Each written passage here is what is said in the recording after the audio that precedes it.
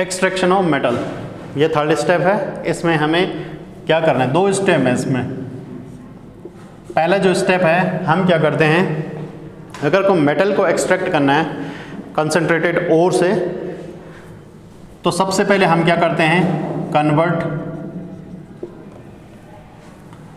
Concentrated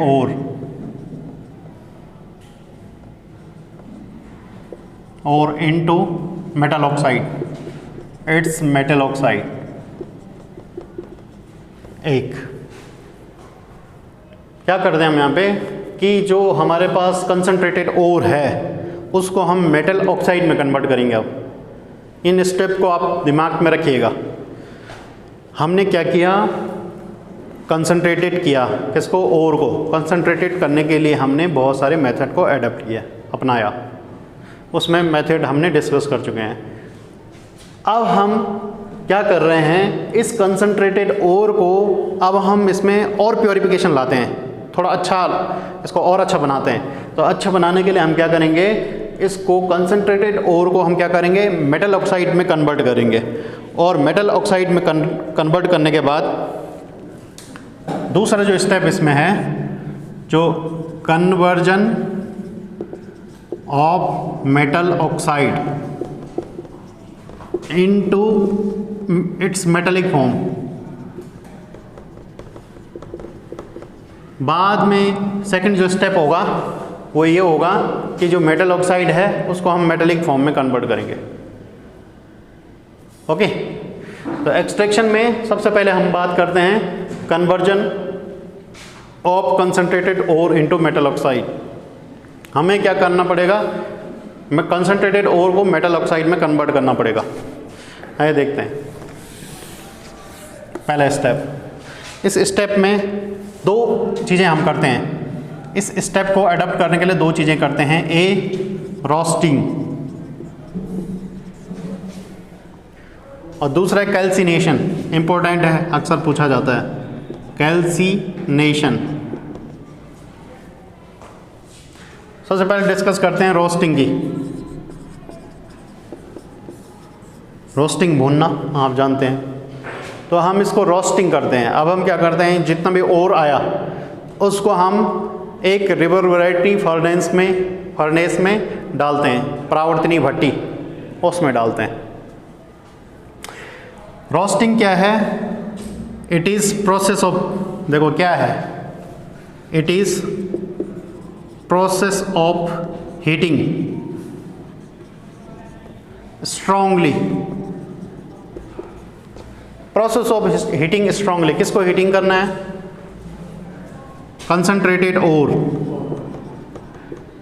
concentrated ओर, जो concentrated कर चुके हैं हम और उसको हमने बहुत ज़्यादा हीटिंग करना है। लेकिन इतना हीट करना है at below its melting point, ऐसा ना हो कि वहीं गल जाए वो। इतना हीट भी नहीं करना है कि वहीं गल जाए और बाकी मिलाए हमें कुछ ना। तो इतना हीट करना है हमें कि बिलो इसका मेल्टिंग पॉइंट के नीचे ही ये इसकी हीटिंग रहे। तो इतना हमें इसको हीट करना है। तो उस ठीक इसका उल्टा क्या है, कैल्सिनेशन। मतलब कैल्सिनेशन उल्टा भी तो नहीं है एकदम। यहाँ पर क्या है, it is process of heating strongly concentrated ore at below its melting point. ये है process of heating concentrated ore in absence of in presence of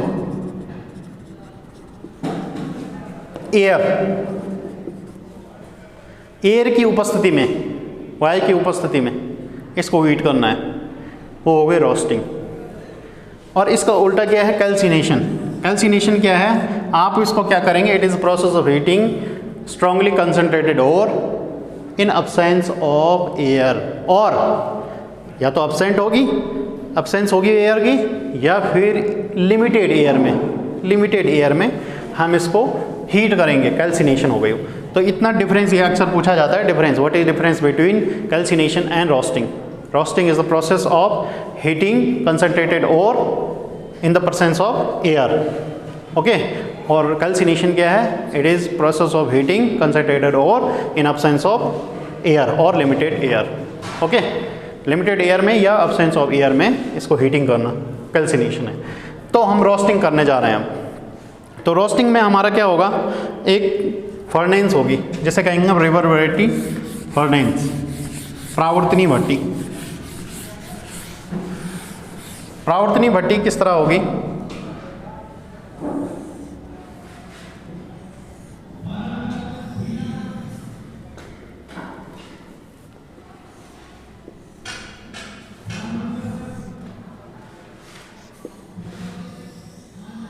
इस तरह कुछ परावर्तनी भट्टी होगी।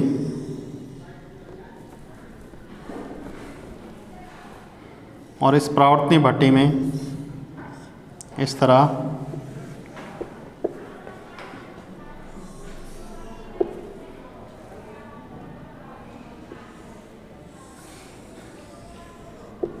का एक हार्थ होगा।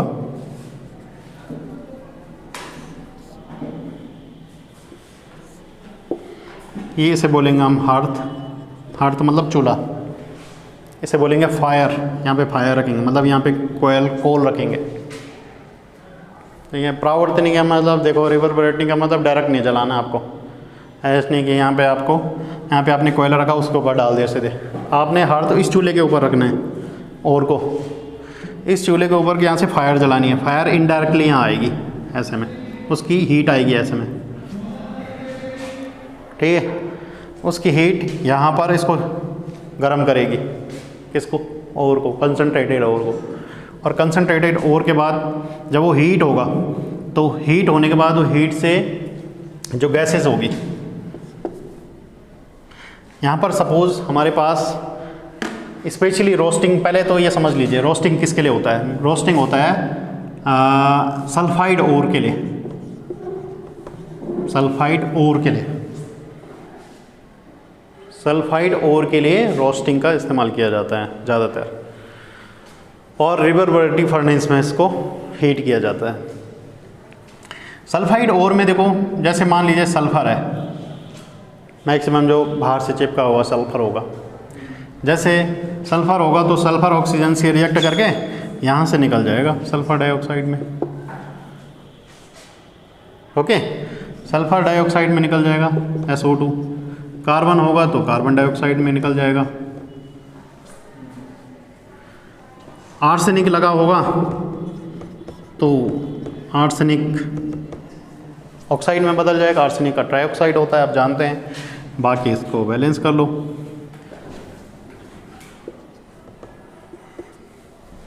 आर्सेनिक ऑक्साइड बनेगा, और आर्सेनिक ऑक्साइड के बाद क्या बनेगा, इसमें क्या रहेगा, और हो सकता है इसमें फास्फोरस हो।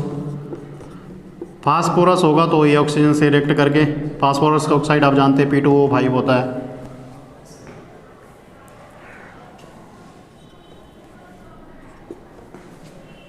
तो ये कन्वर्ट हो जाएगा, ये गैसें जो हैं इसे मैक्सिमम निकल जाएगी और ये बाहर जाएगी, इस चिमनी से बाहर चली जाएगी।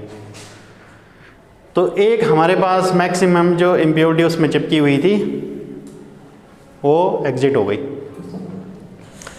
अब हमारे पास जो सल्फाइड ओर है,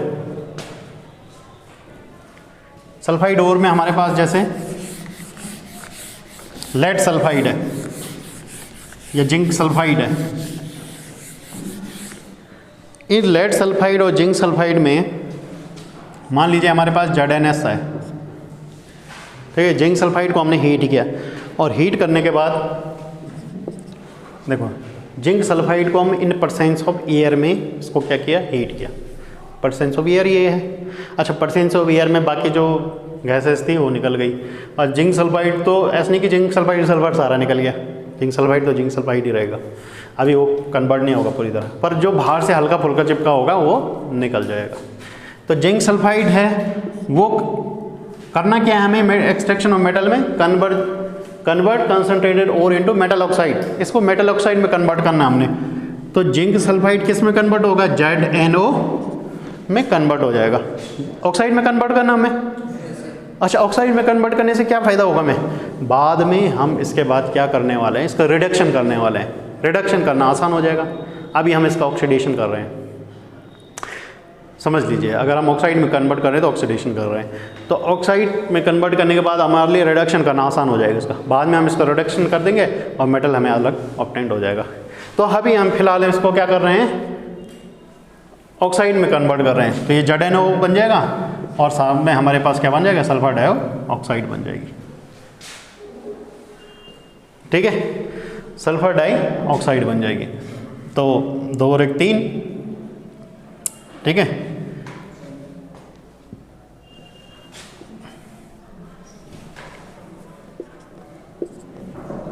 अब बताओ 2 ये 6 बन गया, 2 दूनी 4 वो 2 6, ये तो ठीक है, ऑक्सीजन बैलेंस हो गई, बाकी को बैलेंस कर लो, इस बेचारे को भी बैलेंस कर लो, किसको, जिंक को और सल्फर को।